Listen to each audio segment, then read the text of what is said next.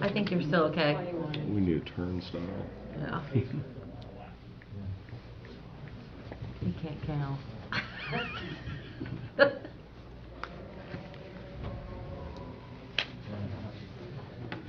3 more? Okay.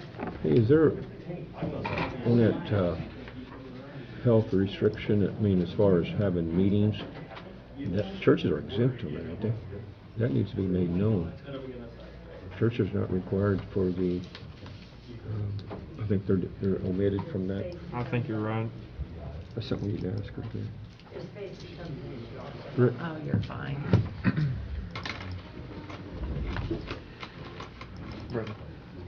We need to, or you asked the health department about giving us a procedure about people coming and going back to work today? I'm gonna ask them to meet with us. What? I'm gonna ask them to meet with us. Okay. We also got to meet with HR and see what the issues are with them as well. So we'll have another meeting to handle that? Yeah. Well, that's an operational meeting, that's not a Okay. special meeting or anything.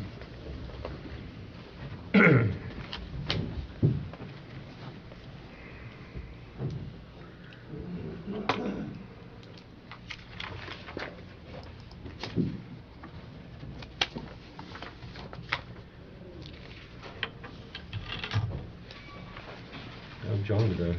Not too bad. How are you doing?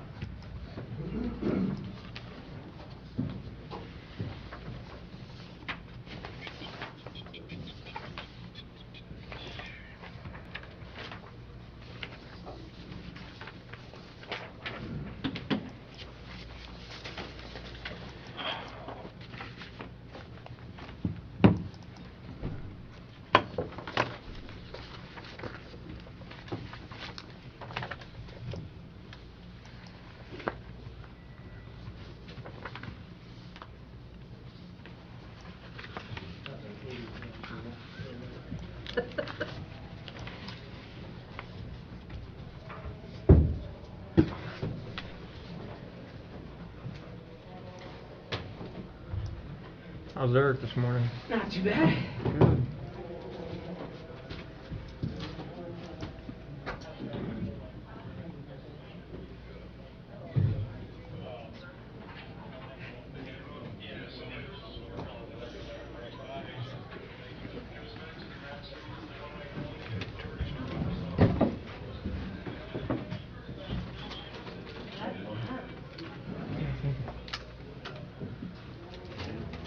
Tim, you want water? No.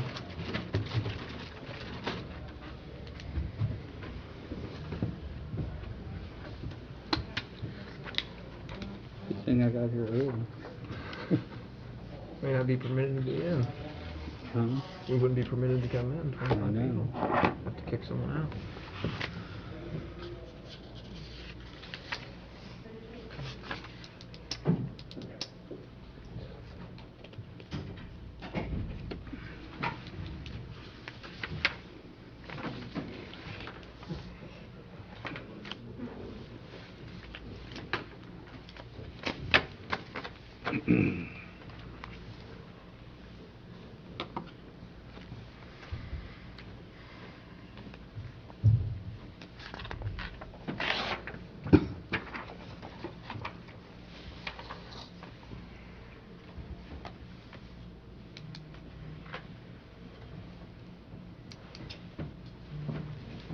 We'll call the meeting to order.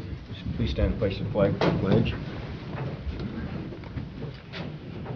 I pledge allegiance to the flag of the United States of America and to the republic for which it stands, one nation, under God, indivisible, with liberty and justice for all. You may be seated. Roll call. Britton Luther. Here? R.J. Donovan. Here. Okay, we're gonna move on. We got the approval of the minutes.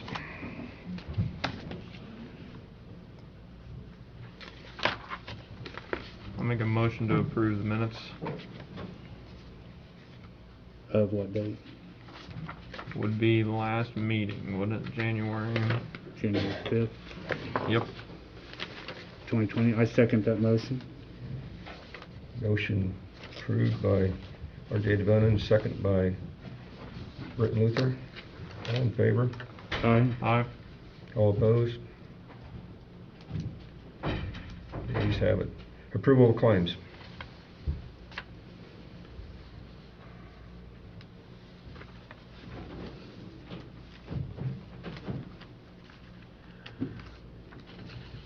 I have a question with the approval of claims. When you receive these, do we get expense reports on all these expenses? Not that I know of, no. I mean, I can run a report showing. If you want to come early and go through the claims with me, you're more than welcome to. You already did this? Yeah. You're more, It's still a all of question. you are welcome to come do that help. I don't have no problem with that, and I appreciate you would. They have a budget, I can send you like their budget and stuff, what they spend out of their budget, but as far as So if I have an expense of traveling from here to Indianapolis, a gasoline or a mileage expense, whichever it may be, then all I do is just tell you a number? nope, you have to fill out a claim and you have to print me a map showing your distance from where you left to where you went. Okay, so if I go out and buy some supplies for the office, Kleenex, whatever, You have to give me a receipt. You have to fill out a voucher and give me a receipt. so you do get expense reports then? Oh, yes, I'm sorry, I thought you meant like an actual report, no. Yes, they give me everything. I have to have everything to match up with their invoice. Okay, thank you. So I'm going to make a motion to approve the claims. I'll make a motion to approve the claims. Of what date? Oh, I have, go ahead. Oh. The motion on the floor. Did you second it? Not yet. Okay. I will second the motion. Okay. Um, We got a motion made by R.J. Donovan and seconded by Britton Luther for approval of claims. All in favor? Wait a minute, discussion, please. Okay. I noticed that this goes out to 122, which today is like 19th. How do we approve something that's not been spent yet? What do you mean, 122? I think if you look on the expense vouchers, it says from a certain date up till 122. Yeah, like on Friday, I will send you I've already put it in the system, ready to pay. I've already got the invoices and everything, and they're already in the system. It's just there for your approval. Okay. Any further discussion at time? No further discussion on my part. All in favor? Aye. All right. Ayes have it. Are you Yes. voting, Tim? What? Are you voting? We're just making approval of these. No, are you voting? No, I didn't. Is there a reason why you don't vote? Well, I don't know if I need to. Do I need to if they both approve it? That's already All that's required is some record of whether you agree to do something or decline to do something. Okay. You All don't three of have us? there doesn't have to be a formal vote. It's Okay. just whether you did something or didn't do something. I can go ahead and say I approve it too. No problem. All in favor? Aye. I'm saying aye. Passed. Okay, approval of payroll.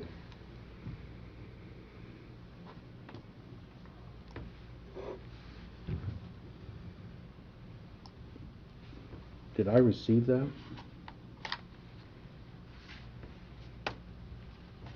It's accessible for you. I didn't receive it. I know. I abstained then, or I will be abstaining. Okay.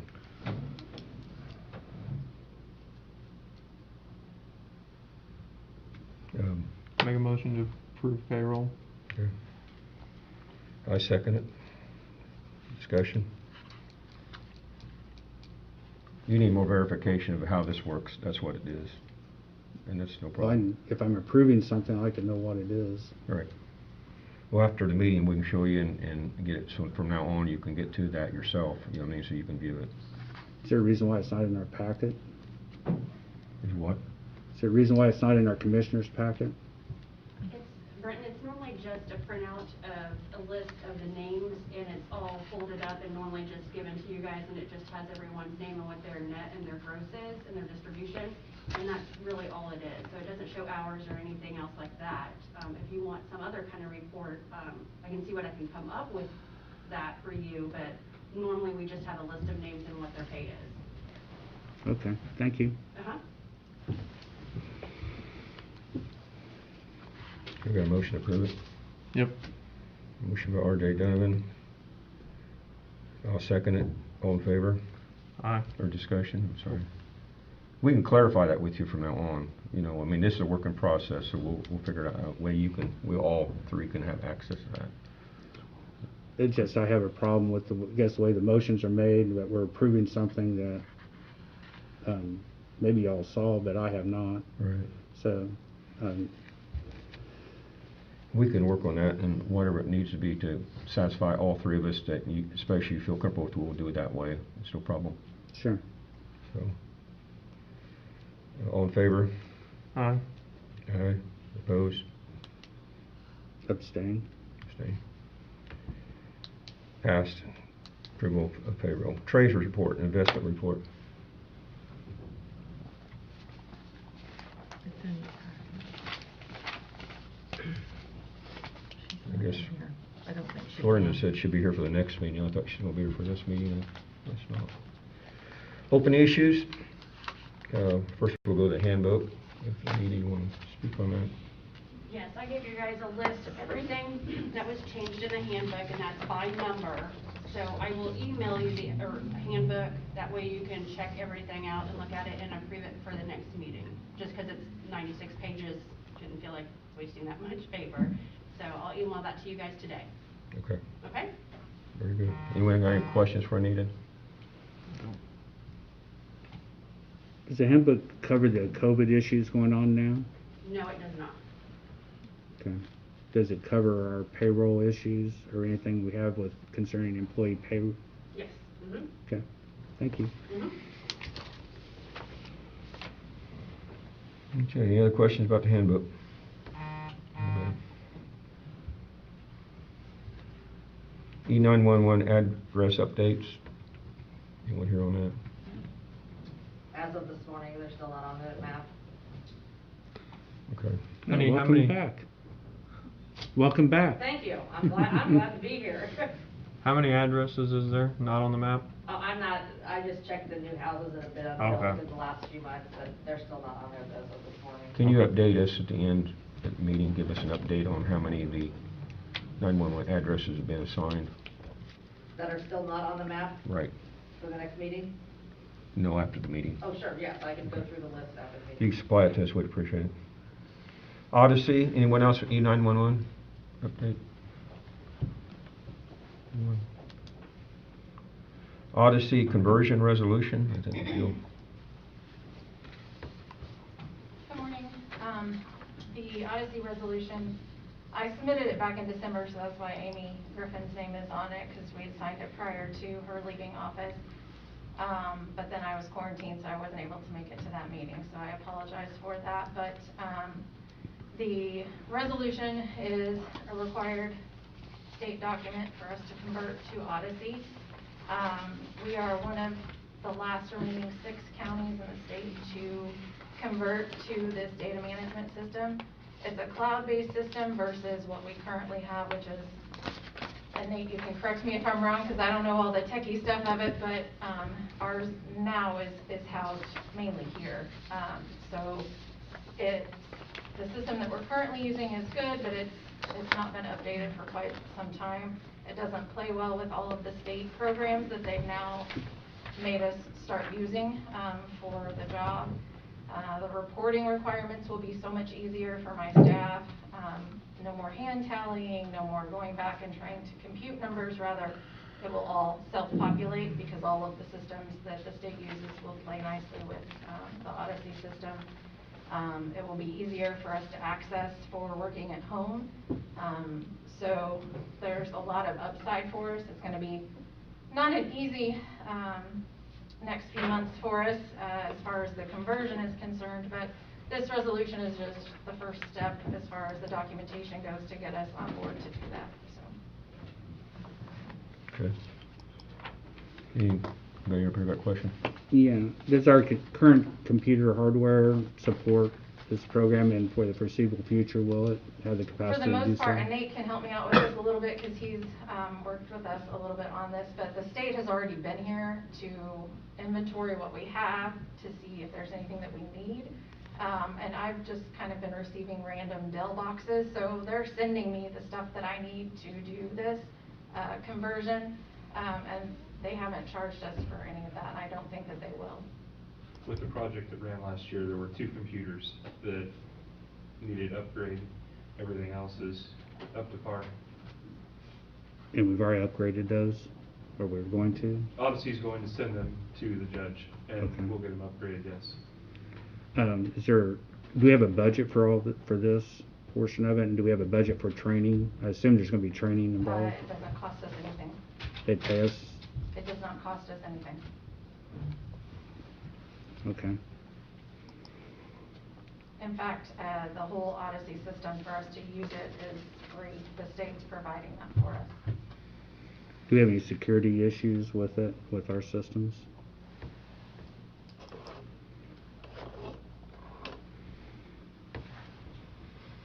Is there any penalties or costs associated with the terminating our previous agreement with whoever we have the We've actually current already reporting? paid, before the end of the year, we paid for CSI to use that system again through this whole year, because there will be times, sorry Gracie, I didn't even see that you were here. The clerk's here too, so there will be times, especially throughout the conversion and probably throughout the next year, where we may have to go back and look at old documents in the other system that may not have converted correctly. So we went ahead, it's been paid for the next year already. Good. That's all I have. Okay, any other questions? Anybody else? Any questions? So you just need approval from us to proceed? Yeah, I or just need you to sign the resolution so I can send it to the state. Over Great. here. Anyone have any objections? Do we need a voice vote on that, John? Just Agreement. a record of what it is you're doing. I'm in agreement to I am as well. proceed with the Odyssey. We'll sign it. Great. Thank you very much. Thank you. Next up is the county property lease agreement. You want to table that for today? There's still some outstanding issues that have not been resolved with that lease, and so until we get those resolved, I don't think we have anything that we can discuss at this point. Okay, we'll just move it. Can you put that on that for the next? Is there a deadline there we need as far as just existing lease? I mean, it was a fairly informal agreement to begin with, and I think we put it in writing because the State Board of Accounts years ago said put something in writing, so I don't know that another month or two of kicking it around would hurt if it even takes that long. Okay. What do you, is that okay, you've written, RJ? Yep. Just table it and Yep. written back? Yeah. Yes, please. Yeah, put that back on the agenda for next meeting. Jail renovation, we're moving along with that. If you got anything that you want to say about that, Brenton, about the water and the rise?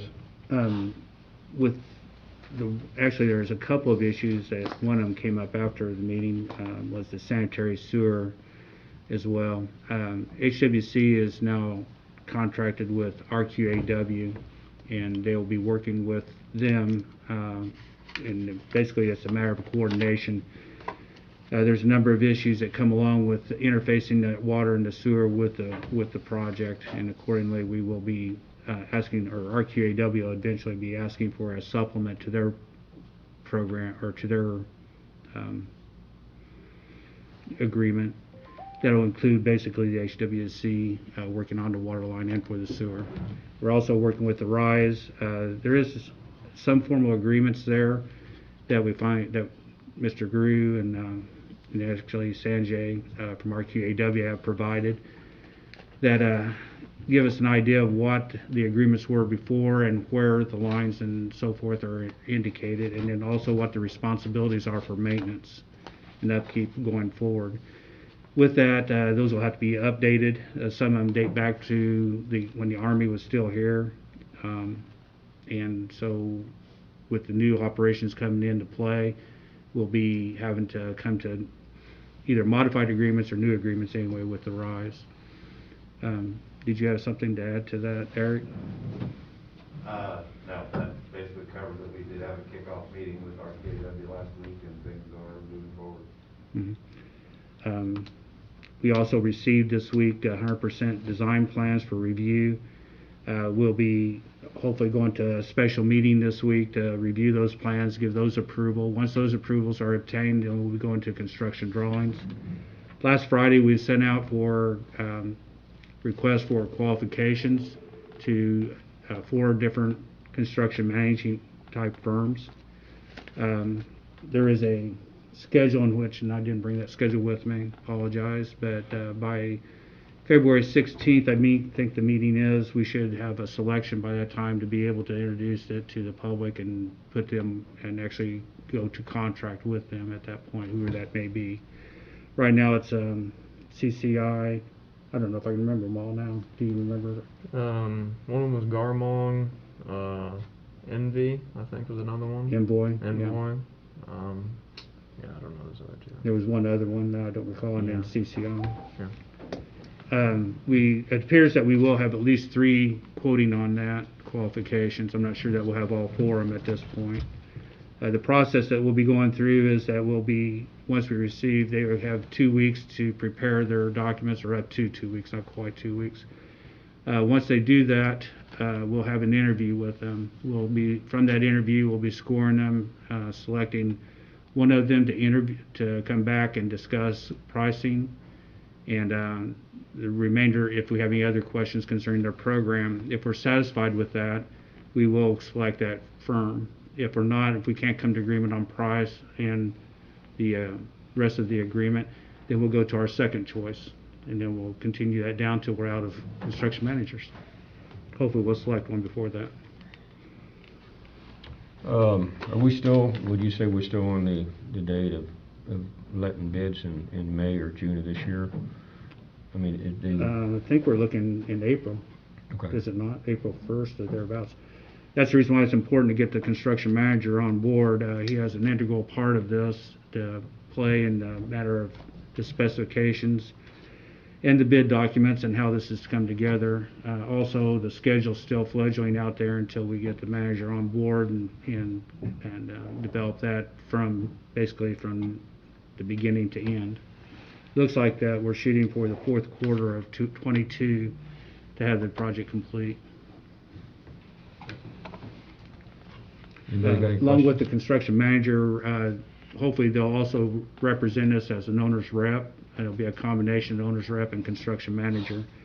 If we don't believe that they can fulfill that role, we'll also be looking for an owner's rep separately at that point. Anybody got any questions?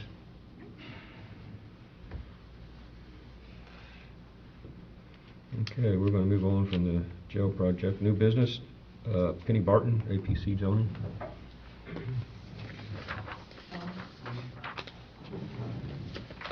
So this is a change in zoning request. This is Sean Avanetti. He owns the parcel that's in question. It has been advertised in the Clintonian. We did contact each adjacent property owner by certified mail, stating why we're wanting to change the zoning. It is a parcel that's 20 feet wide and approximately 300 feet long, out on 163 west of Clinton, and he's wanting to put a billboard up right there, right across from like Black Diamond Fire Department. Is that on the north side of the road? Yes. It runs along the It runs along like Runyon's Junkyard? Crown Hill Avenue. There's a little section of ground. It's on the north side of the road from Black Diamond, Just east of Raymond's. so it's more in the curve. Well, Before you get to the Right old to start. restaurant. Before you get to the Yes. old restaurant. Yes. yeah, it's on the, yeah. And at our meeting on, the area plans meeting on January 14th, we did move it forward with a favorable recommendation onto the commissioners. It was a unanimous vote. So he's going from an S1 suburban residential to a B2 general business in order to place a billboard on the property. And honestly, a parcel is 20 feet wide by 300, there's not gonna be anything you can do with it besides place a billboard on it. And he will be following the state, NDOT guidelines as far as the billboard goes. So we're just looking for an approval. And the neighbors have been notified of They this? have been notified. I've got the certified mailings back. They've all received theirs. A couple of them say COVID-19 because they have rural routes. So the postmaster signs for them and puts the certified mail in their mailbox. So those all 4 have been notified. And no one's contacted the office in objection to this or attended our meeting. And it was passed unanimous? Yes. Anyone here to object or say anything about this decision? I have Discussion? some questions, I guess. Is this considered a business district now? There are areas in there that are business, like, well, Dee's is no longer in operation, but Dee's was right across, just east of it a little bit to the south there for business, and you've got where the restaurant used to be. There are areas in there that are zoned. I guess the question, does the area planning consider this to be a business area? Does the group do?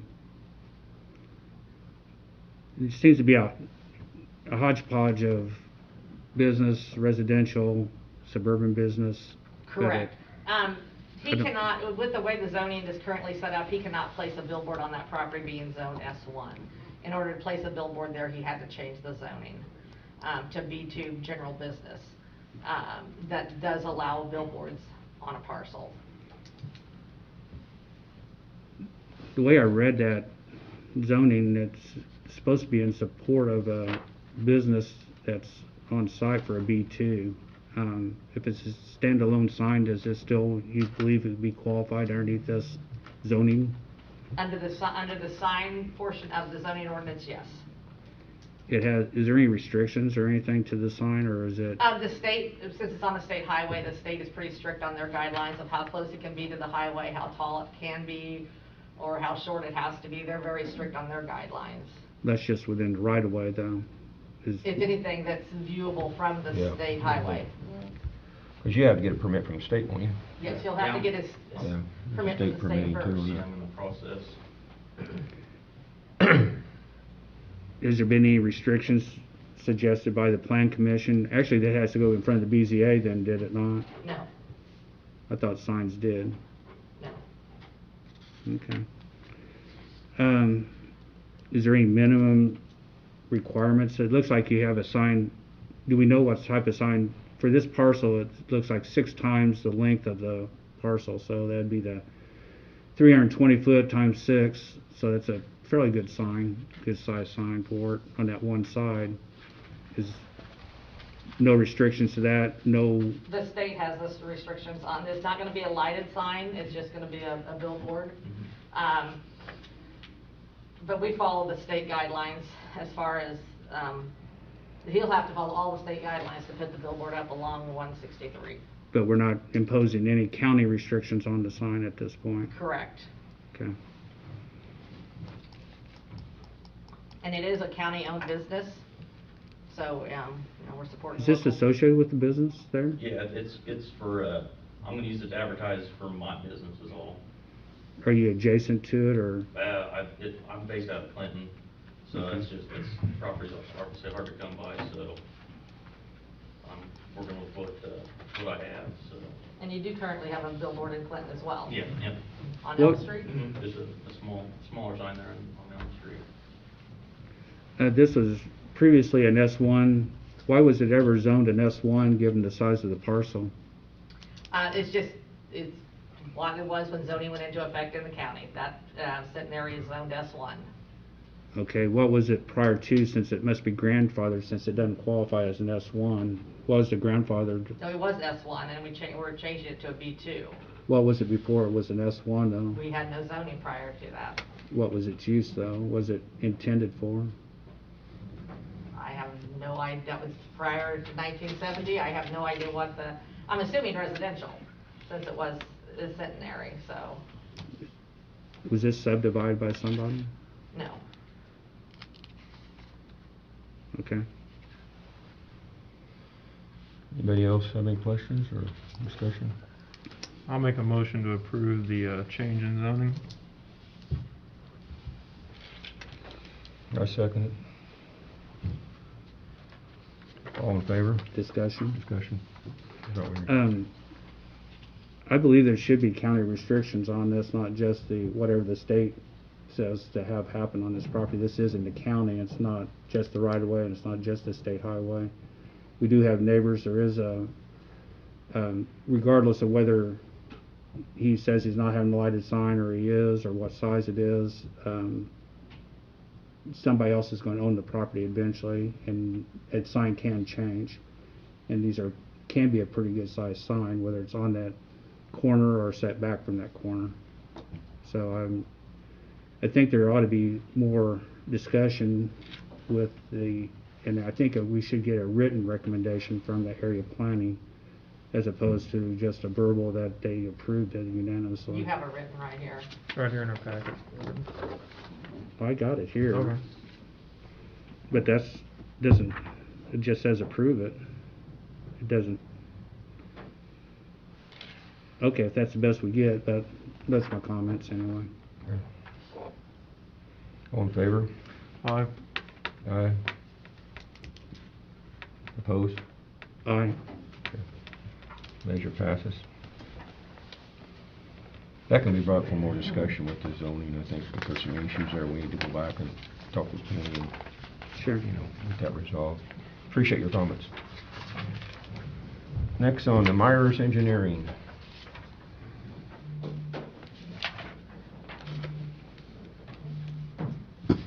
Anyone from Myers? Also, for the future, it'd be nice to have these things up on the board, Mhm. as opposed to, because I expect nobody understands what's going on at least I wouldn't if I didn't sit there for an hour looking at it. So I The think other thing we is should we'll have probably these- do is I think we ought to move everything up here overhead so people can look up at it instead of trying to look sideways. And one of the requirements that we're trying to get done is when people come make a presentation, if they can send it early, we can put more stuff up on a board where y'all can see it. I think it's important that everyone in the audience can I see as think much. going forward, eventually I'd like to see this be a requirement that you submit these things on a flash drive or something that electronically Yeah. can be put up. If we're going to read it, if we can have it in paper, actually we've got it in some format here, but the presentation ought to be up where everybody can see it if we're going to actually have a public meeting. We can work on that and get that done. Yeah. We're going to move on. Park Vermillion Humane Shelter, 2021 appropriation.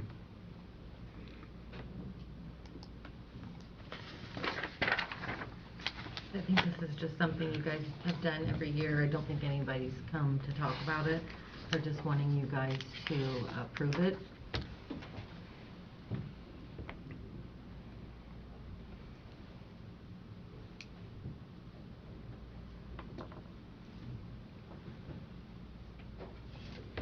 This is what we do every year, you're saying, right? I can pull, you want me to pull that up and give you a, Well, the last few years, I think the council's upped that. I think it was at 30,000 one year, and then the last couple of years, we went to 35 and 40, and now up to 50. They do. They And do an also, Park County has changed up that a little bit. Yeah, they have.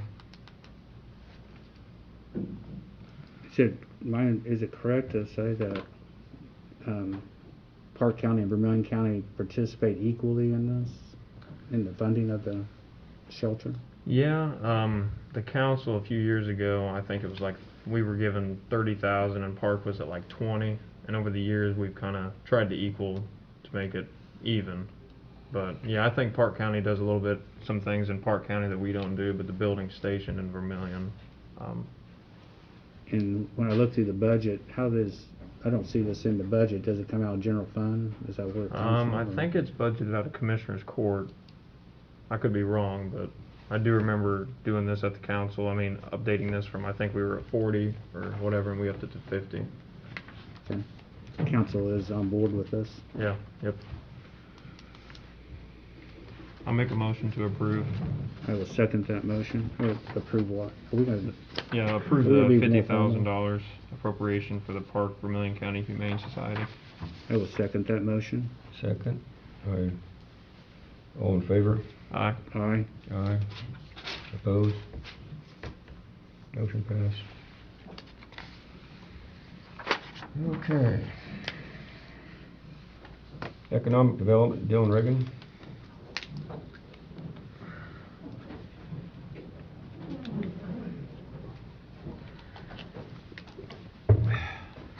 Good morning, guys. Good morning. So, the reason I'm here with you guys today is I was made aware last week of an opportunity through the state, through OKRA, and this is the Phase 3 funding for COVID relief. And so we have an opportunity to apply for $250,000 with actually no local match required. And this is going to allow us to make grants to businesses that qualify with some of the LMI things that are included in this. So it's a good opportunity. You know, one of the downfalls right now is that OKRA is going through some transitionary stuff, and so usually we would find this stuff out through their liaison. They have not been spending time in Vermillion, whether that's due to changeover or COVID. So normally we learn about these things a little quicker. So we apologize for kind of the rushed process, but really what we're asking today is for you guys, number one, to approve us moving forward with this. And then the other side of it is too, we still have an open grant, I suppose, that you guys approved last year. We would need you guys to sign an extension letter to allow us to move forward with that. So I'm going to hand it over to Christy Jarrell, who hopefully would handle the grant administration for this project, and she can talk a little bit more about the details. So. Thank you, Dylan. It's a pleasure to be here today, and I appreciate you letting us be added to the agenda. But my name is Christy Jarrell. I know there's some new people here in the commissioners, and welcome aboard. And I just want to kind of go over my body of work and explain. I've actually been a grant administrator accredited by the state of Indiana since 2009. I actually started working in Vermillion County in the city of Clinton back in 2011. And I'm sorry, 2010. And from 2010 to 2020, I have leveraged and brought in over $6 million to your county in grant funding alone. And the total project cost for all those with the grant and local match is a little bit over $13 million. So really love working in your county. Done a lot of things with the Vermillion County Commissioners in the past, brought in $964,000 in grant dollars to your county. As the commissioners being the lead applicant. The same grant program through the state of Indiana that's managed by the Lieutenant Governor's Office requires a city, a town, or a county to be a lead applicant. And so in 2019, you guys were funded $50,000 for a comprehensive planning study, which Dylan was speaking about, which we have ongoing right now. 2016, you guys were the lead applicant for Hillsdale Water Corporation and for a water project. And in 2012, you guys were the lead applicant for the Vermillion County, Indiana Historical Society, where we actually did historic preservation on the historic jail here in Newport. So, you know, been around the county for a long time. I've been doing this for 12 years, started at West Central Indiana Economic Development, started my own business in 2013, and been going strong ever since.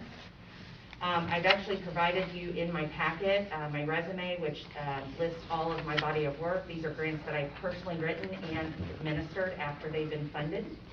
And I've highlighted all the projects that I have done for the county, so you can see of that. I am in good standing with the state. I have no findings. So we'll start with talking about your comprehensive plan that was funded, that you're receiving $50,000 on. HWC Engineering, we've got Eric Smith out here. I've been working with him, since 2010, and they are actually the engineers that were procured on your comprehensive planning study. Unfortunately, due to COVID, a lot of the planning process got stalled with all the lockdowns, and so that was picked back up when everything started, going good again. We have a current completion date with our Okra grant agreement with the state of April the 30th. I'm bringing this to you now because we want to make sure we give the state ample amount of time to approve this. But we're asking the new completion date to be extended to August 31st. And in the letter, I've actually detailed all of everything that's going to be happening. The draft plan actually was just turned in on the 15th to Okra, and they're in review of that right now. So the state takes anywhere from 30 to 60 days to review that. They will come back with comments like they do on all plans and say, we need to add this, or we need to correct this, or move this here. And so then HWC will make those changes. They'll resubmit that plan, and then we should be able to get final approval. We are required to hold a final public hearing on that planning grant and approve the plan by resolution. So we're looking to do that, sometime in May or June. So it just depends on how quickly Okra, the state, gets that funded. And Okra stands for the Indiana Office of Community and Rural Affairs. They are a state agency ran by Lieutenant Governor's office, and they receive federal funding from Housing and Urban Development at the federal level, trickles down to the state, and the state manages and awards, disperses those funds. So before we get into the COVID phase 3, we would just need to entertain you guys signing this. And once it's signed, if you do sign it today, then I can go ahead and submit that to Okra, and we would get an official letter back as well. Do you have any questions about the comprehensive plan, or? How does the COVID funding work? How are our local, is it the local businesses to help? Yes, I was going to get into that in a second. Yeah, I'm so sorry. And I'll give you all the details. Okay. So I guess I would just need to know if you guys have any questions about your current comprehensive plan and any questions about the timeline extension. We got 2 new commissioners on here, so I think that we ought to, they need to be updated on what's going on with that. Yeah. So I would just make the point with the extension agreement, you guys are actually already under contract through, through the previous administration, so this is just an extension of that contract. We're not entering into any adding new language, taking away, nothing like that. The agreement itself is not changing, we're just asking for an extension. when you letter you sent to me, it was for the extension of a deadline. Is that really what it is? Yes, the current completion date in your grant agreement that Commissioner signed with the state of Indiana for this project, the completion date is actually April the 30th of this year.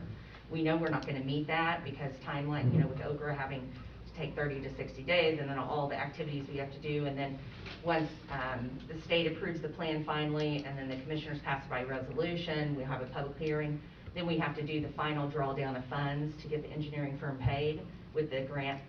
And so all that kind of takes time, and I've detailed that out in the letter. And so we're hoping to be done before August 31st, but we want to make sure we give enough time because we don't ask for multiple extensions.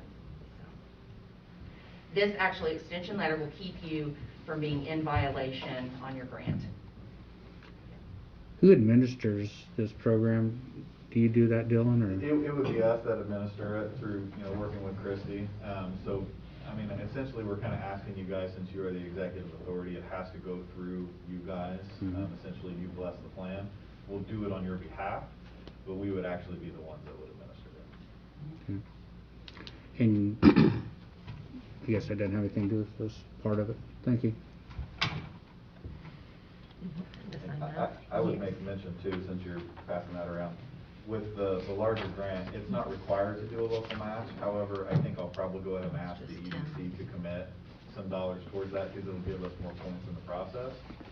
So again, I'm not asking the commissioners to appropriate any funds. That I would ask our economic development board to do that. It's not necessary, but I think it's going to help us in being more attractive. So I don't know what that dollar amount is. It's not a lot, less than 10,000. And I'll discuss the whole program for you here in just a second. Do you guys have any other questions about the extension timeline, or do you have any concerns about the comprehensive plan? I do, but not for now. Okay. You have my cell phone. You have my email. You can contact me anytime. As you know, RJ, we talked late last night. I'm always working, so feel free to call me, contact me at any time. I'll get back with you in the same day. Thank you. No problem. So you all in favor of this? Yeah, it's fine for me. Okay, And we'll I get will, signed. I will copy you guys on the email so you know that I sent it as well. Okay. Once we finally do close out the project, I will make a complete paper copy of the entire file because you guys will have to go through State Board of Accounts audits. And so everything will be in that file. My information will be on the top, so if the State Board of Accounts auditor has any questions, they can contact me directly. So, Sure. yes. And so now getting into the Okra COVID grant, phase 3. Okra has come out with 3 phases. This is the 3rd phase, obviously. We are hearing, they really don't like to tell us how much money they have, but we are hearing that they have about $20 million. They've opened it up to entitled communities such as Evansville, Indianapolis, Terre Haute. So there's 7 entitlement communities in the state of Indiana. We do feel that they're going to fund those 7. So we believe, and this is just guessing, but we believe they're going to fund a total of 80 projects throughout the state with this phase 3. And we believe minus the 7 entitlement communities, they're going to fund about 73 projects. This is a competitive grant, okay? And it is a full grant application. And like I said before, Okra only acknowledges a lead applicant as a city, a town, or a county. So that's the reason for commissioners having to be lead applicant on this. Town of Cayuga right now is also doing the same program, thank you, for grants to small businesses. And they've already started handing out their packets, so pretty excited about that. The grant is for $250,000. It is not required to have a local match, but because this is competitive, you are able to put a local match up where you'll get extra points, because these projects are all about chasing the points. So if Dylan wanted to give the match of $6,250, then that would give you a full $250 to grant out to businesses, to small businesses within the county. We're looking at businesses that are 25 employees or under. You can have a micro enterprise in there. There's an application packet that they would fill out. These are all forms provided by the state. So in order to apply for these programs, you have to meet a national objective, which means you have to meet 51% or more low to moderate income. So by census data, you guys don't qualify, but the grants to small businesses, each business would the owner would fill out a form with their employees' initials, whether they're full or part-time, and their average annual salary. And most all of those employees are going to be under that 51%. We put all of those businesses that apply into a master spreadsheet, and that gives us our LMI that will be able to qualify for this program. I actually I wrote and managed the grant for the City of Vatican, Fountain County. They were very successful for phase 1, and they're getting ready we just submitted the closeout Form 1 on them. And they actually assisted 22 businesses in their city, which was amazing, because it really helps. The only thing that the business owners are required to do is report this on their taxes as, income. And then at the end of this year, if we are awarded, at the end of this year, the auditor would issue a 1099-G form to all those businesses. And these businesses would be required to report on that LMI form that I said they initially filled out for the application. They would report onto that for up to 2 years, and then we would be done with our requirements for the grant. So proposal is actually due on January 29th. Public hearing, we would have to have a public hearing before the final application, which is due on February 26th. So I would suggest to do the public hearing if you want to move forward on your meeting on the 16th of February at 8:15 a.m. Final application again is due February 26th, and the grant awards would be April 1st. And so after we would receive a grant award, if you guys want to move forward, we can go ahead and get a free immediate press release in the newspaper explaining this is going on. Dylan and I can work strictly together of getting packets out. Even Bob can probably help as well on some things. And so this is a great opportunity. Businesses can receive up to $10,000 each. And depending on the number of applicants, if you have a 30-40, then we could split the money accordingly. We'd actually have a scoring committee for the applications, which would consist of all 3 commissioners and whoever else you'd like on there. This is a great opportunity to get your small businesses some help. Okra is basing this on the months of September, October, and November of 2020. So we still know some businesses are feeling the impact, such as restaurants, things like that. So there are questions in the packet that they do have to fill out, that says, you know, were you closed during these months? Were you open part-time? How are you feeling the effects of this? They do have to write an impact letter with 2 paragraphs explaining how the pandemic has hurt them. The LMI sheet explaining their, you know, how many employees they have and annual salaries. And there is an agreement in there that they would sign, not date, that if we were awarded this grant, then we would already have all the paperwork ready, and as soon as the money draws down from Okra, then we could award these. I know that's a lot of information out there. So I know you have probably some questions. The tax situation for the businesses that would participate, that's strictly an income tax that they would pay on that? Well, Or the is that state. payroll tax? I asked the state, so do the businesses have to report this money? And they said, well, that's up to the business owner and to their accountant. But any good accountant's gonna say, you're gonna have to claim this as income. Plus, the county will be issuing a 1099-G form because they would be considered a vendor. Because the county is a funnel through where you guys would receive the money into your general account, and then the auditor would actually write those checks to the businesses based on who's going to be awarded by the commissioners. Now, these monies that they would go to the or people that were laid off, if you will, is that what this is? No, this is money directly to the business owners. They can use this money for operations. They can use this money for whatever they want, marketing, buying supplies, reimbursing themselves from when they've lost money, when they were closed, whatever they want to use it for. And how will these businesses know to apply?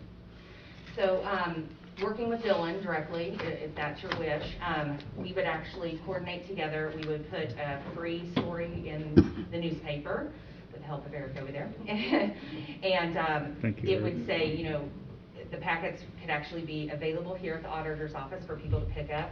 It would have my email, Dylan's email, where we could, you know, people could contact us with our cell phones and email. We could email the packets to them.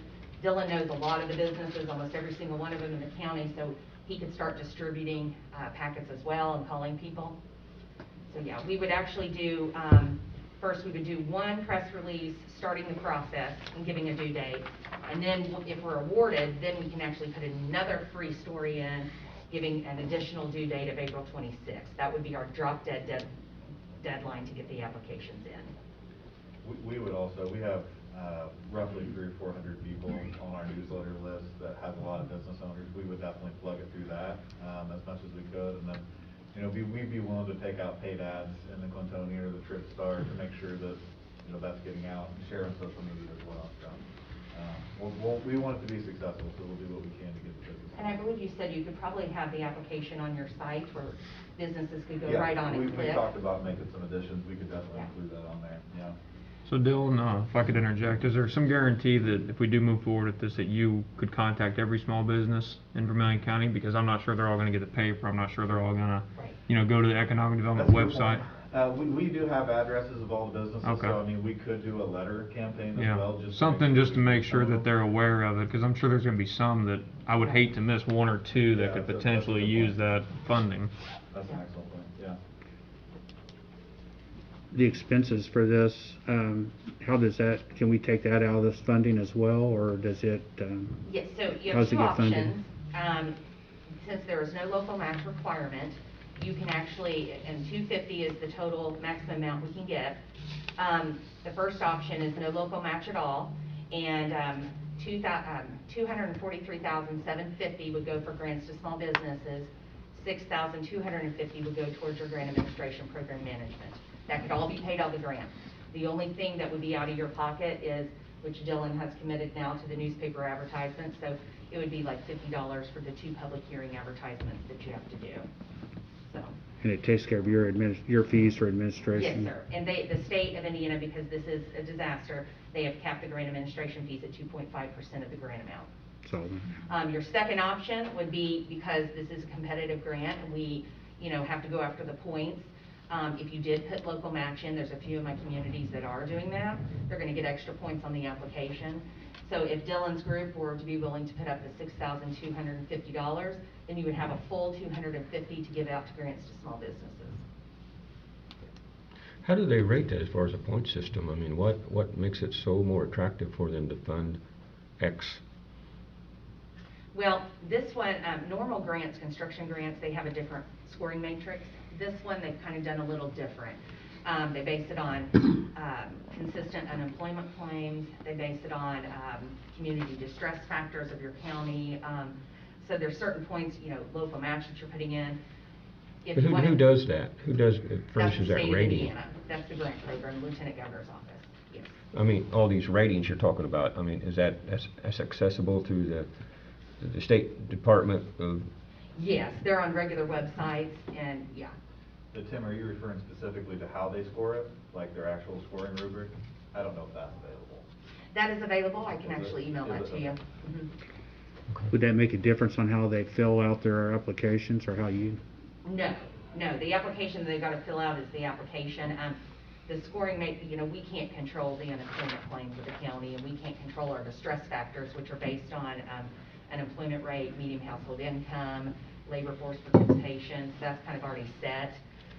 What we do have control over is the local match points, okay? So if you do want to put in some local match, and then we do have control over our narratives. That would be something that I'd be writing.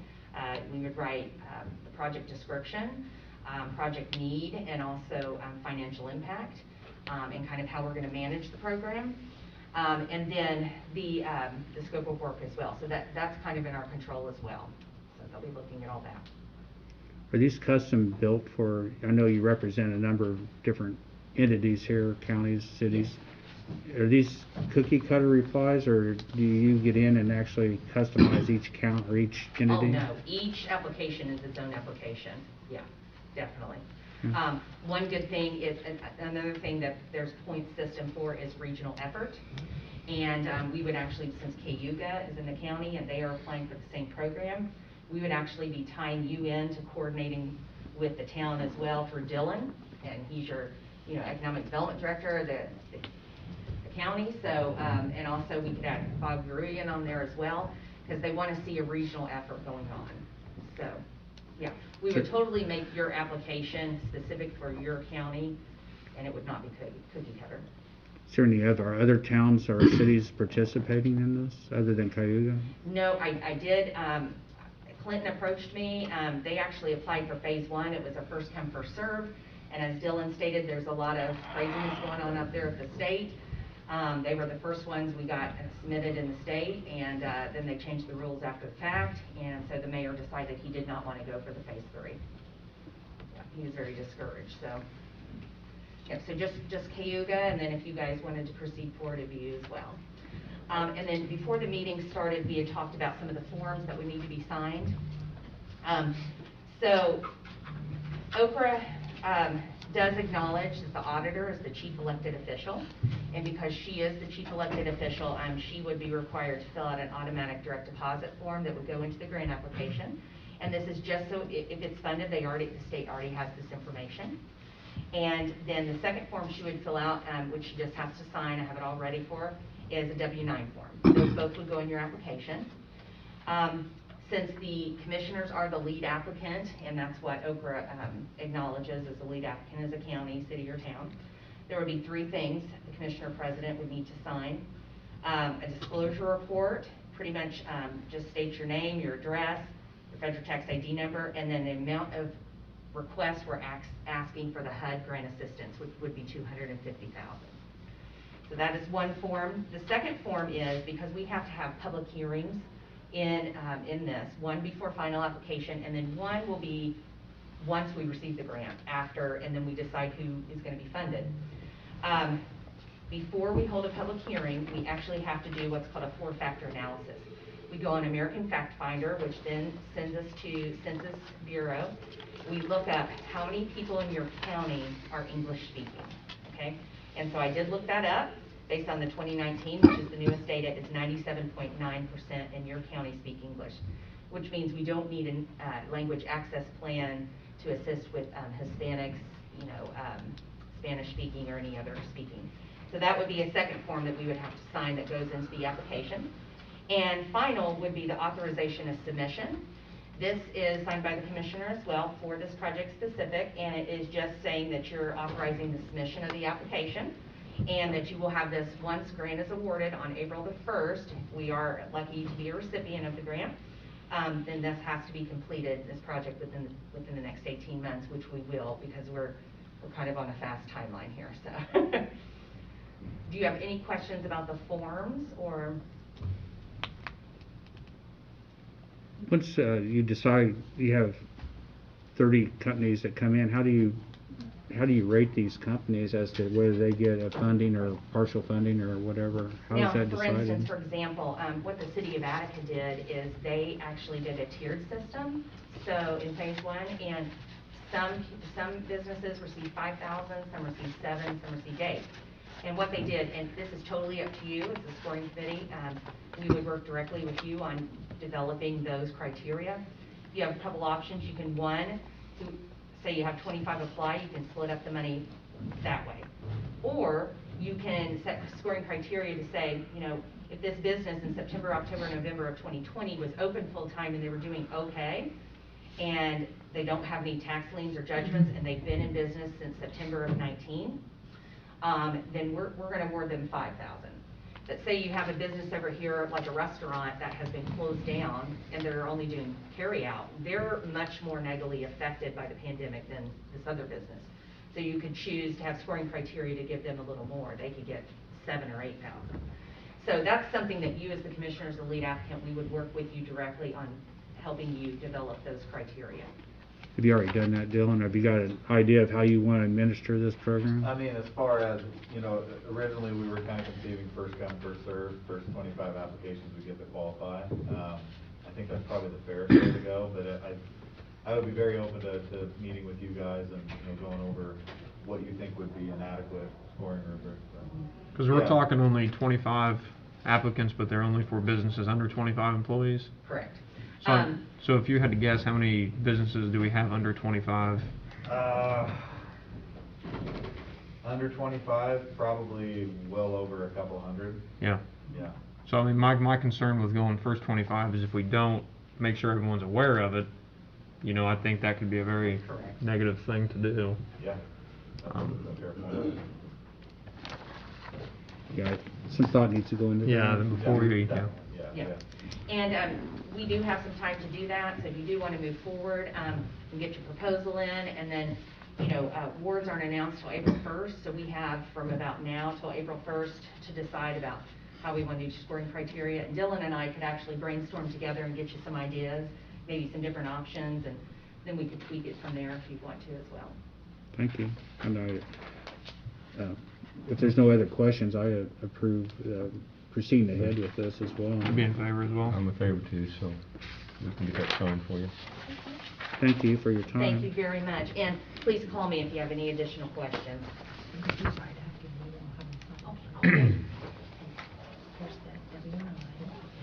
Amy Hunt, ordinance to vacate down the streets and alleys.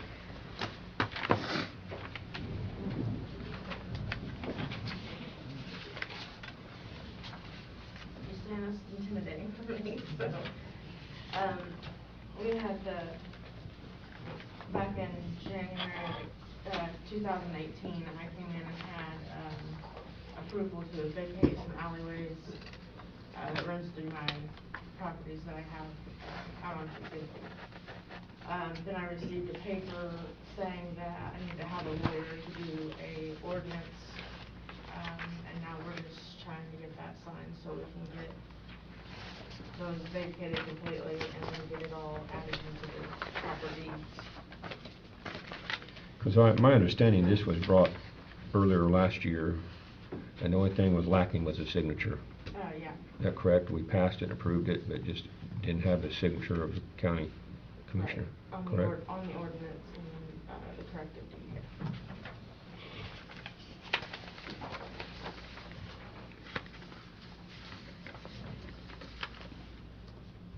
It's up in your neck of the woods. Right? Yeah, it's just below me. Is this a platted subdivision? Is that what this is? Or is it, what is it? It's residential land, I don't know. I looked it up on our GIS site and it doesn't show is Penny still here? She's not. It doesn't show this town being existing, I guess, put it that They way. don't. Hmm? You mean the town of, Roads? they don't exist no more? That's what it, yeah, correct. I didn't see it. I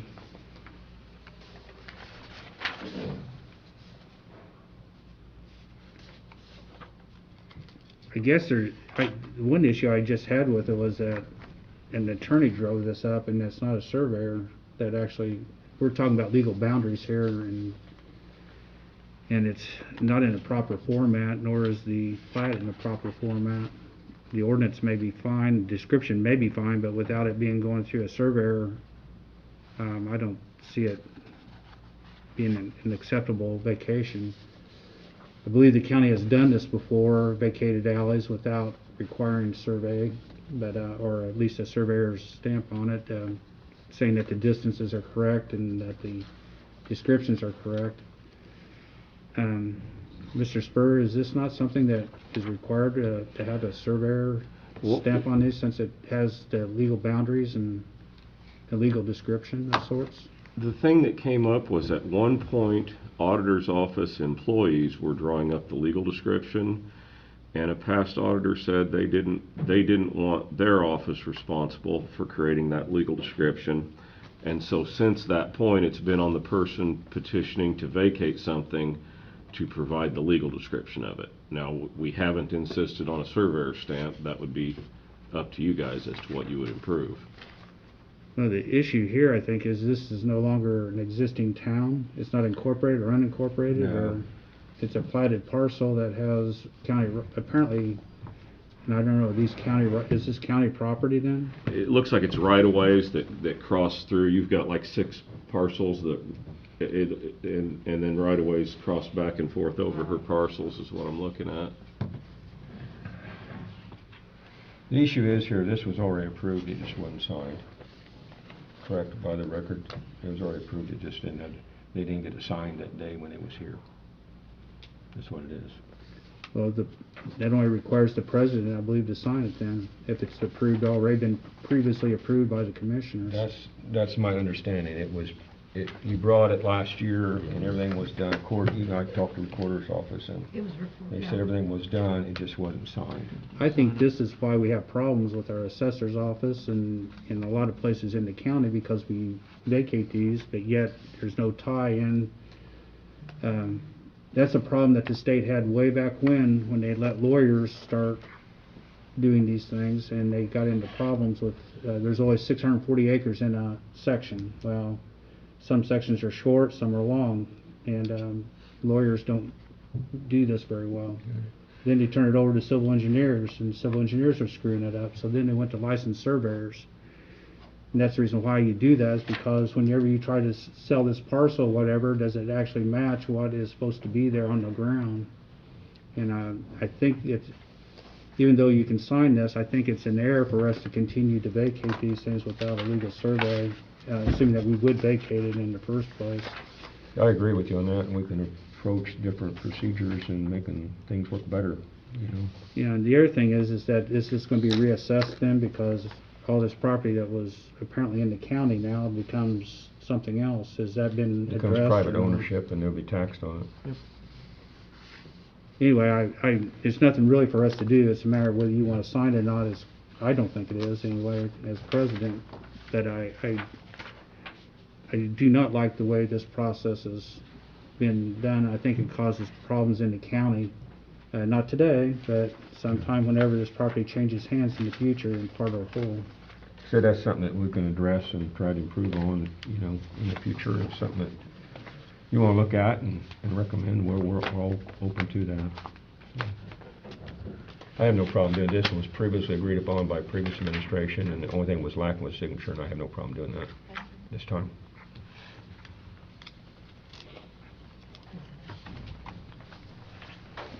Okay, where are we at now? I just put the library on there. It's not actually on your list, but I put I added the library appointment. in your packet to look at. Misty Bishop had sent a letter asking that Casey Hooks be We, recommended. had an appointment to the Vermillion County Public Library Board, and Misty Bishop wanted to make a recommendation. We respect that for the Vermillion County Public Library, and she recommended, let's see here, Casey Hooks. Casey Hooks. So if you all see what you think about that, and if you recommend that, that's... I have no objections to it. I have no objections. I have no objections. We'll go either. with her recommendation as well. So We'll- we're all in agreement with the recommendation of Casey Hooks to the Public Library Board. Casey Hooks, that's who it is. Okay. Once Bob Gruey's here, I want to know if you want to say anything, Bob, when you're here. Now look forward to the working through the jail. I want to thank Bob and his crew, Chad is it, for the work that they've been doing, helping the jail along here with the sewer, finding plans and agreements, and that date back quite a few years. And I'm sure that had to be a little bit of a task to do so, so I appreciate the efforts there and the efforts going forward here. The RISE has been wonderful working with, getting the water system in and looking at the sewer system and acceptance of the total build out of the jail. We're not looking at just this pod system or the expansion of the jail itself, but also the next phase later down the road, whether we have that capacity or what we have to do with that capacity. That's something that Eric is working on with RQAW. So I appreciate all that. You got your first meeting Thursday night, right? 6 o'clock. You got some new, have you met all the new appointees or have any contact with them yet? We're bonding. Okay, okay, very good. Any In the future, I'd like to see a little, if Bob would give a little presentation on the RISE, just a segment each time of what you've got going for you, the positives, and where some of the issues might rise, yeah, there you go, rise with it. But when I first came into the county and was looking at the RISE, or even before I came into the county, you heard about this RISE, about the building, shelter buildings, and the unit out here. And since then, I've had an opportunity to go out and meet with the staff there, with Garmong, that has a participation in the shell building, working with them on a few other aspects, meeting with them, some of the board members, and reviewing the property. And we have a jewel here, and that's just not been talked about. It's been, to me, a little bit of a negative, actually. It's been closed up. Nobody's seen it. Nobody's really talks about it too much. And I think we need to start talking about this, because there's a lot there that we don't realize. And I think we need to start embracing this a little bit as a community, as a county. And there's a lot of good things out there, and I think we have a future there. We get out of this hold mode and start into the expansion mode. I think we're going to do some good here. So I would like to see you make a few presentations at some of these commission meetings. I don't want the whole thing at one time, but I think the community needs to start realizing what we have here and what aspects this thing can really help this county out. And like I said, it's a jewel. We just need to let it shine a little bit. Anybody else got a question for Bob? I apologize.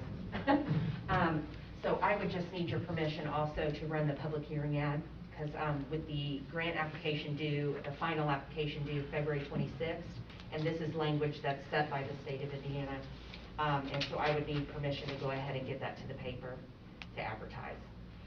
And just want to make sure that February 16th at 8:15 would be okay with you guys to state for the public hearing. I think that's fine with us.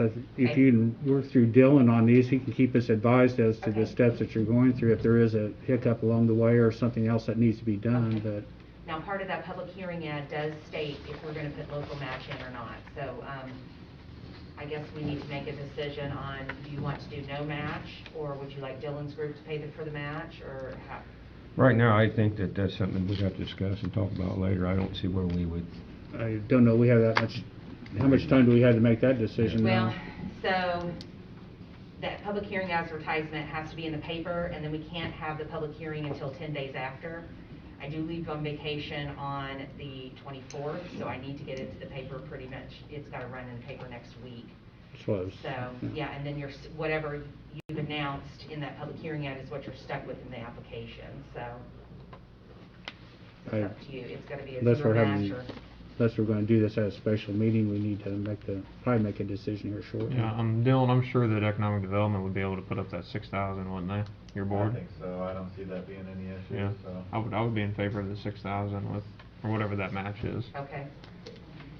I'm You guys okay with that? I'm in agreement with that as well. Okay. And so when we do have the public hearing, we will need to pass a resolution, which I'll get to your attorney and you, so you can look that over ahead of time. Dylan's board will pass a resolution as well, saying they're providing the match. The resolution will authorize the submission of the grant application along with the commitment of the local match, and it'll lay out in there where the local match is coming from. So, but I'll get that to you this week so you can review it way ahead of time. Appreciate it. Okay, thank you. That's all I have. One other thing I'm going to talk about real quick is community crossing grant. Went to the council at their last meeting, and they're having a special meeting to approve $333,000 for our community crossing grant, which will give us a total grant of $1.33 million. We're in the process of approving that, and we have a deadline. I think Melissa's still here. Yeah. Have a deadline of January 29th, correct? And we are on the way to hitting that deadline, correct? Okay. What other questions we have on that? I think we need to approve a contract, do we not, with Melissa Weibel to administer that contract for the grant application? Yeah, I think we do, yeah. Okay. Is that where we're at? And that will come out of professional services. We can take it out of professional services. Sure, there's Mhm. 6,000. Where's that paper?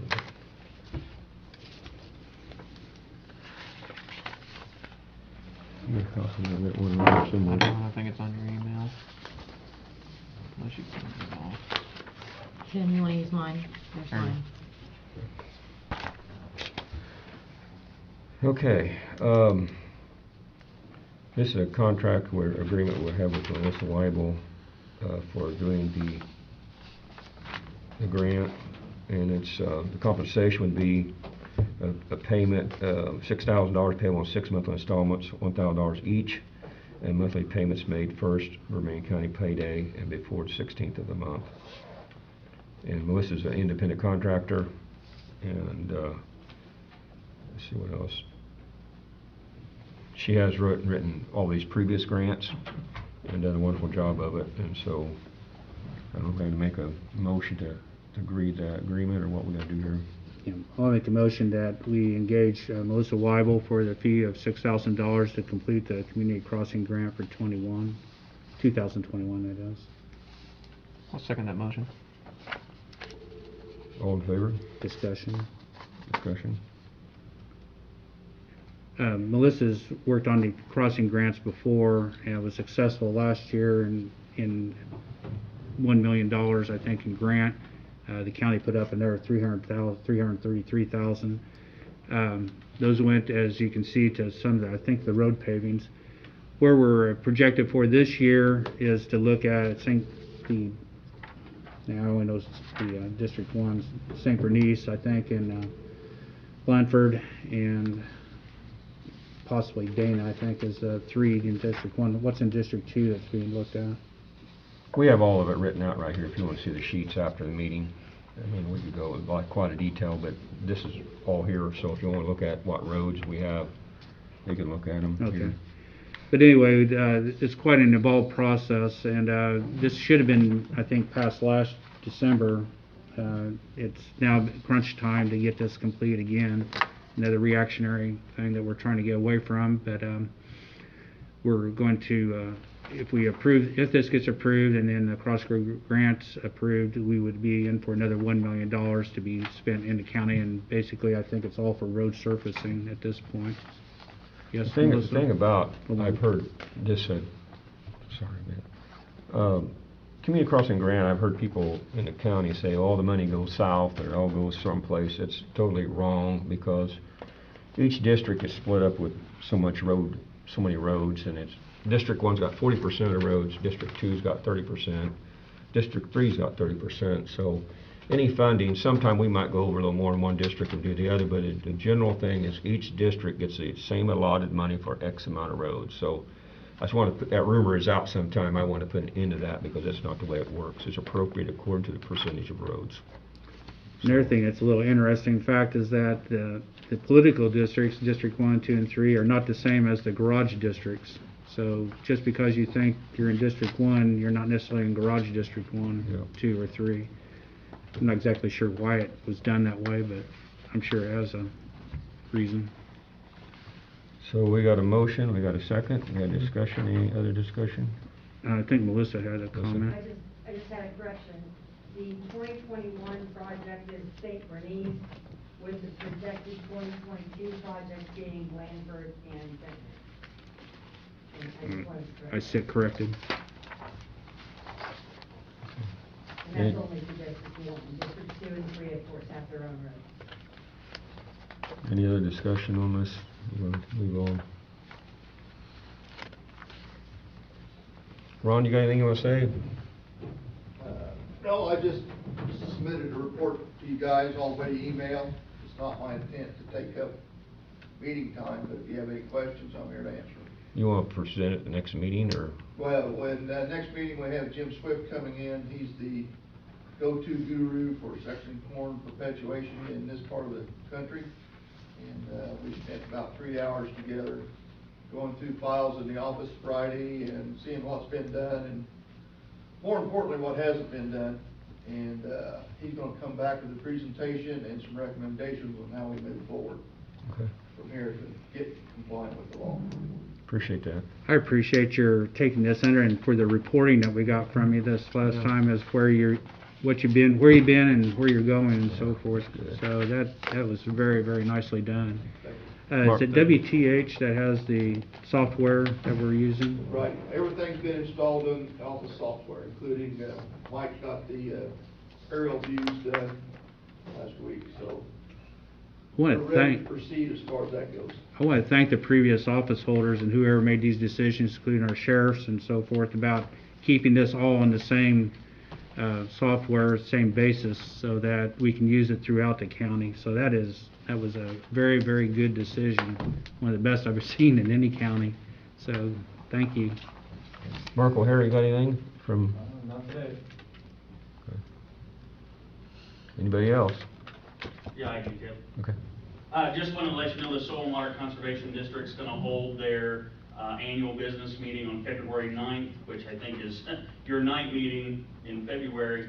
But we are going to have a scaled down due to COVID-19. It's strictly going to be a business meeting, election of supervisors for that. We're not going to have a meal. We're not going to have a guest speaker like we normally do. We're going to have it at the community building at Fairgrounds.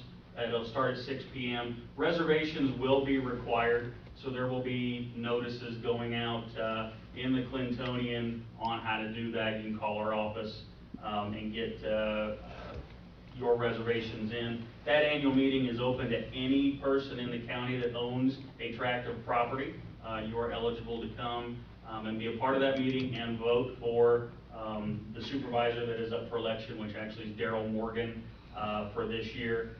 And those run on 3-year terms. So his term is up, and he has agreed to be on the board for the 3-year term.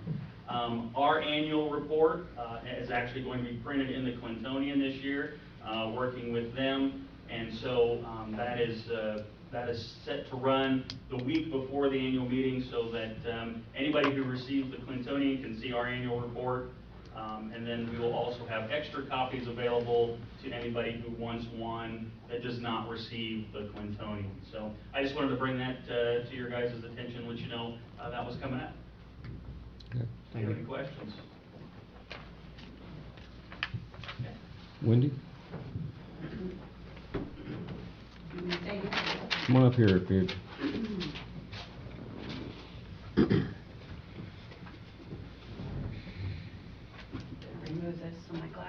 Fogg. My name's Wendy Farley. I'm the administrator at the Health Department, and we want to give you a COVID update and a vaccine update for the county. Right now, the testing, and this is testing for Maine County residents only, is 6,250. So not just our testing, but other, the hospital's done testing, Valley Professionals have done testing, and a couple other physicians have done testing. Positive cases to date, and this is since March 27th, is 1,457. To date, we have 33 deaths. As of January 1st till today, 181 cases. So in the last couple weeks, we've had almost 200 positive cases. We're averaging around 100 cases a week that are positive. Something that is exciting for our staff is we've started the vaccine clinic. We started last Tuesday on the 12th. We do it Tuesdays and Thursdays, 12 to 6, Saturdays, 11 to 3. We have vaccinated so far 210. People have come through. All of our vaccines that the state has given us is already spoken for. So we have no extra vaccines at this point, and we are booked until January 30th, through January 30th. So what they do is they will estimate how many doses that we will receive. They did tell us that we need to get ready to double our numbers. So we're looking at hiring some temporary staff to come in. We will be doing vaccines at the health department and also the 4-H building in Cayuga. And that will be where we do our mass vaccination, is the 4-H building. They have offered that to us, which we really appreciate that. So, any questions or? We had a question about how do we, as far as the county, I think we're, need some direction. I mean, I think as far as the health officer of the county should be dictating our policy, correct? I mean, and so we really don't have any, that I can see, a set policy for employees. I mean, if we need to know direction, I think, from you all as far as a written procedure that says when an employee is sick or has, symptoms, what do we do, and what is our return to work policy? I mean, we're not medical people, and so I think we need to ask you and ask Dr. Albright to furnish us with a procedure here that we can use throughout the county. Right. Because right now, we're making decisions here I don't think that I feel comfortable in making. And so is that possible that Dr. Albright could get us a procedure? I can talk to him. We did help the schools with theirs. So is there, you want, like with employees, is that what you're looking at? If an employee becomes Yeah, if an employee each becomes sick, office- got a fever, we're going to send them home, but we want to know what, we'll have them tested, how many days, just a procedure here that we know that we all know where it's supposed to be coming from you guys instead of coming from us, because we're not. So And we Dr. follow the health department, the state health department, and the CDC guidelines is what we go by. So say there's an employee that's sick, they test positive for COVID, they will serve a 10-day isolation period. Anyone that was around that person in a 6-foot area for 15 minutes will go into a quarantine period. And there's different levels of quarantine that they can go into. I know testing is an issue if you're wanting a negative. They do not now require that for a negative. If they went through that 10-day period isolation, they're better, they have no fever, their symptoms have subsided. You're going to have the cough. The cough will linger for several days, weeks. The cough is something that does linger, so that doesn't mean they're contagious at that point. A fever, definitely, they should not be around anyone with a fever. So when the health department worked with the schools on this, was Dr. Albright with these his recommendations, or was it just copying what the state recommendations were? He went through every part of that, and we looked at what the CDC said to what he said, and he said we will go with what the CDC and ISD. Okay, but Albright hasn't done that for the county, for any of our county employees? Nobody has asked. Well, we're asking. We're asking now. Because it's just, we're out here making decisions, trying to do what's right, and we can't what is the time frame to be able to do something, to put a operating procedure into place for this?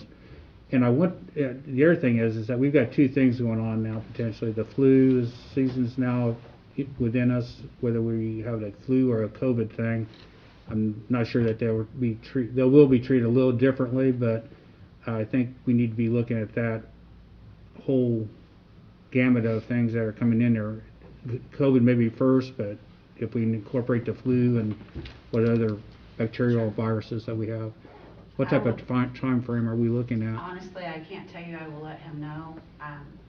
We'll do the best we can as soon as we can get it to you, but he is a physician, so he is in the hospital. So we have certain cases in front of us at this point in time that we don't know if they are or they're not COVID. What do we do? Call you and you'll advise us individually then? Sure, you can do that. I've had several offices call, and we've advised them individually. Have you been working with our HR department to be able to incorporate this into our handbook in any way? Well, we haven't done anything with the handbook, but I have been, I mean, Anita does contact us with certain situations. Okay. How long will it take if you get for Dr. Albright to come up? I mean, it's not that complicated, you know, for him to sit and write this up. Honestly, I don't know. I will let him know today. Okay. I can't give a time frame. Can you send me an email back, or the commissioners and us? We've gone a year without. Appreciate having some clarification on Sure. that. So basically, you just want to know is it for the whole county? Is it for the highway department? What specific do you, because I know. I think for all county employees, and at least each office holder would be advised from a medical standpoint of what the proper procedure would be. I think your assessment's going to have to differ somewhat because what our garage or highway people do and what our auditor does and what the people that are in contact with the different, it's not just in the courthouse either or the garages. We also have our economic development out there. They have their, we have the Board of Health down in Clinton, 4-H, or not 4-H, but solid, I want to call you solid waste all the time, I'm sorry, soil and water. See the SW and it comes out. But I think we need to look at all of our departments, and if there are some things that are not consistent between departments, then that those are lined out also. So we would appreciate the help. We will definitely we will work on that. Just know that we only have a few staff, so. I understand. And we are doing testing as well, so my staff is pretty well. But the procedure is very important for us because we're going to expose liability Sure. from a standpoint that we have no right making them decisions, Right. so. Right. If he could send something to me tonight, let me know he's working on that, appreciate it. I will send it out to him today when I get back to the office. Also, we'll need a position statement from him or from the health department concerning the immunizations as to whether we're going to require those or not. Yeah, that's something else that's coming up. Just a position statement, I'd appreciate it. Yep. Okay. Anybody else got any questions? Thank you very, very much. Any other new business before we close this meeting, Melissa? It's just something I wanted to mention, is it's House Bill 2021, House Bill 1259 is in regard to a study committee about the trauma systems development in Indiana. And I think one of the things, just talking with Wendy, listening to Wendy, a lot of these, the ambulance personnel and the first responders, police departments, they've all been exposed, and I think that that's a bill that all of you should have an opportunity to take a look at. And since you asked for other comment, I just thought of it while Wendy was talking. So if you have an opportunity to look up Senate House Bill 1259 in regard to the trauma system development in Indiana, it's an important bill. Okay. Appreciate that. Thank you. Anyone else? I have a question. This last, I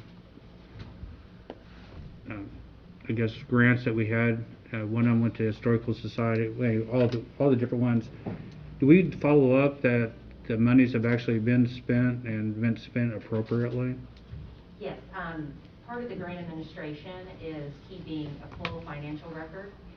So copies of checks, copies of drawdowns, everything. And then at the end of those projects, the state of Indiana, Okra, comes down and they physically sit and they go through all the paperwork. It's a input, well, it's gone to virtual monitoring now, but through online system. But they will go through every single piece of it, paper by paper, to make sure that we are in compliance with everything. Those projects have been closed out and given a seal of approval. So we're in good shape so far? Yes, Good. correct. Anybody else? You got a motion to adjourn? Make a motion? I'll second the motion to adjourn. Approve. Anyone, no, we're all in favor? Aye. Motion adjourned. Thank you for coming. I just need to sign this.